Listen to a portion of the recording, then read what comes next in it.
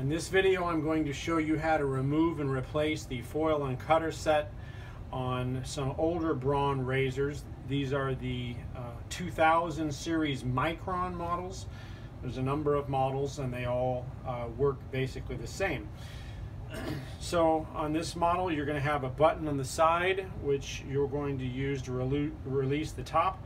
You simply press it in and that's going to release the top housing from the body of the razor. Now your cutter simply pulls straight up to remove and then snaps back down in the reverse. So you're just going to grab it here and unsnap it to pull it up. To put it back on, you're just going to do the reverse and it'll snap back in place. Now there is something on these cutters that I want to show you. Depending on where your shaver was sold, the cutter may be a little bit different. There are international models, Europe, Canada, and whatnot, and then there's an American version. The American version, which we have here, has metal pins here that snap onto this white cutter support. The European and Canadian version, it's plastic, a little bit thicker pieces of plastic here. They are not interchangeable. You need to know which one you have and order accordingly.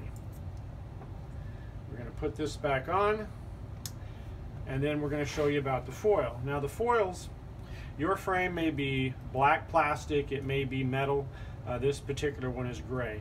You'll notice that there is sort of a square piece on each side here, which is part of the foil, which needs to be slid out. So I'm going to grab the frame like so, and then where these buttons are on each side, and sort of squeeze them and slide the foil out from the frame. And you'll notice that this is all open here. Occasionally someone will accidentally remove just the metal part of the foil, leaving this plastic base inserted into here. It will have to be removed before you can put in the new one. So once you've got it removed, you just slide it in place, line it up, and it snaps back in like so, and you can attach it back to the top of the razor.